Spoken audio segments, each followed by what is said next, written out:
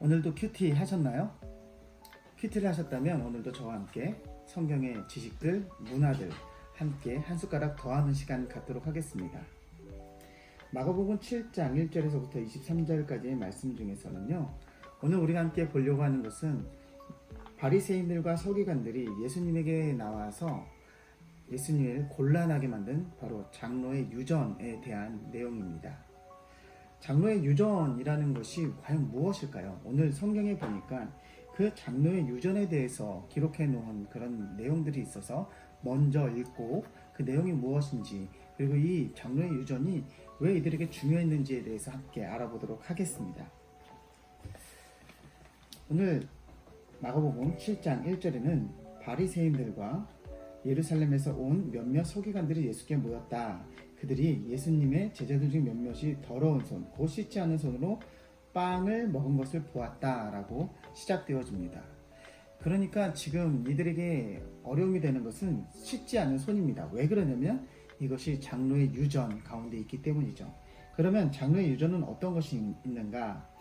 손을 주위에서 씻지 않으면 먹지 않았고, 두 번째, 시장에서 돌아와 몸을 씻지 않으면, 또는 다른 사본에는 그곳 시장에서 사온 물건을 씻지 않으면 먹지 않았다라고 기록되어 있습니다. 또 세 번째, 성경의 기록에 의하면 잔과 항아리와 놋그릇, 또 침대를 씻는 것 등을 아주 중요하게 여겼다. 그것이 장로의 유전이다라고 그렇게 기록하고, 이것을 지키지 않은 제자들, 특별히 손을 씻지 않은 제자들에 대해서 지금 그들을 장로의 유전으로 지적하는 모습을 보여주고 있습니다. 그렇다면 왜 유대인들은 장로의 유전을 이렇게 목숨 걸고 지켰을까요? 그 이유는 이 장로의 유전의 시작에서부터 우리가 알아볼 필요가 있습니다. 유대인들은 바벨론 포로기를 지나면서 한 가지 믿음이 생겼습니다. 그것이 무엇이냐면 자신들이 바벨론의 포로가 되었던 아주 결정적인 이유가 하나님의 말씀을 지키지 않았기 때문이다 라는 것이었습니다. 그래서 하나님의 말씀을 지키기 위해서 많은 학자들과 그리고 랍비들이 모여서 그것을 어떻게 잘 지킬까를 고민해내서 만든 것이 바로 장로의 유전이라는 것이죠. 이 장로의 유전은 당시만 해도 입에서 입으로 구전되어지는 내용이었습니다. 실제적으로 이 장로의 유전이 문서화된 것은 예수님이 승천하신 후로부터 약 200년 후, 그러니까 주후 200년 후에 문서화되었습니다. 그렇기 때문에 이때 당시만 해도 장로의 유전이라고 하면 지금 우리가 생각하는 어떠한 기록이 아니라 그냥 대대로 내려오는 그런 법이었다는 것이죠. 그렇다면 이 장로의 유전이 성경에는 기록되어 있을까요? 아니겠죠. 200년 후에 기록되었기 때문이죠. 그렇기 때문에 하나님의 말씀과는 전혀 상관없는 내용들이 많이 들어가 있습니다. 오늘 손을 씻는 내용도 그렇고요. 그리고 또 시장에서 들어왔을 때 몸을 씻는 것, 그러니까 물로 몸을 씻거나 아니면 사온 것을 물로 씻는 이런 내용들, 그리고 잠자리를 씻는 내용들은 성경에는 하나님의 말씀에 레위기에는 나오지 않는다라는 것입니다. 그렇다면 이것은 어디서부터 왔을까요? 바로 정결 예식에서부터 왔다라는 것이 대체적인 그런 이야기입니다. 정결 예식이라 하면 아주 유대인들에게 중요한 예식법 중에 하나였는데 몸을 깨끗이 씻는 모습이 있는 것이죠. 다시 말해 하나님 앞에 성결을 유지하는 방법 중에 하나라고 믿어왔습니다. 그것을 단편적으로 보여주는 한 가지 사진이 있습니다. 이 사진은 바로 정결탕을 오늘날 발굴해서 찍어놓은 건데요. 자세히 보실 수 있으면 이곳에 가로막이가 있음을 보여주고 있습니다. 다시 말해서 정결탕은 이쪽으로 들어갔다면 반대쪽으로 나와야 하는 구조로 가지고 있습니다.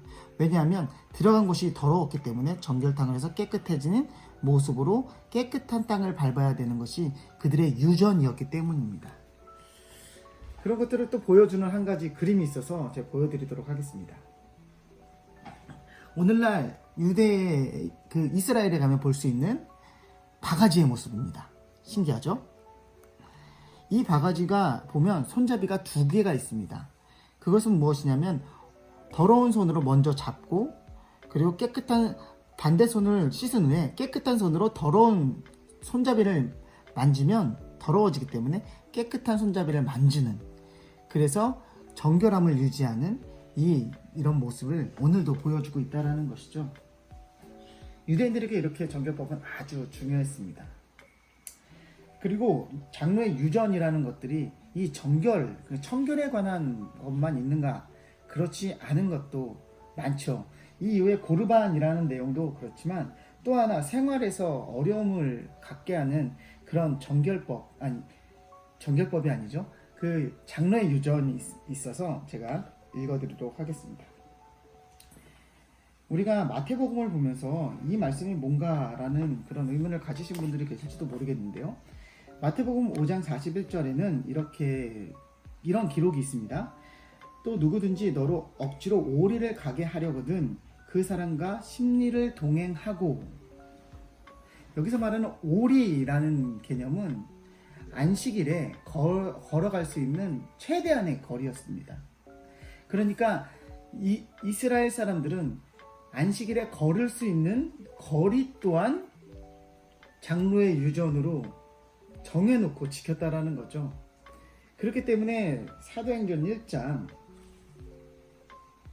1장에 보면 이런 말씀이 있습니다. 1장 12절 말씀인데요.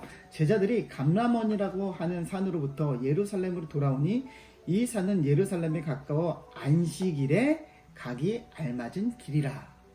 안식일에 걸을 수 있는 충분한 거리 안에 있었던 그런 산이다라는 표현입니다. 이렇듯 장로의 유전은 여러 가지로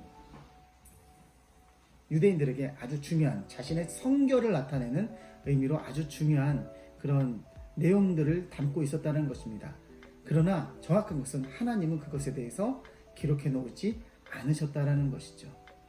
어떻게 보면 말씀 안에 있는 또 다른 율법이라고 볼 수 있겠습니다.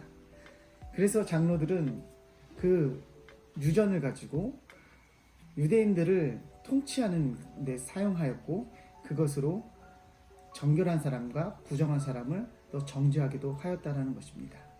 장로의 유전에 대해서 오늘 함께 알아봤습니다. 그러면 오늘은 여기까지 하겠습니다.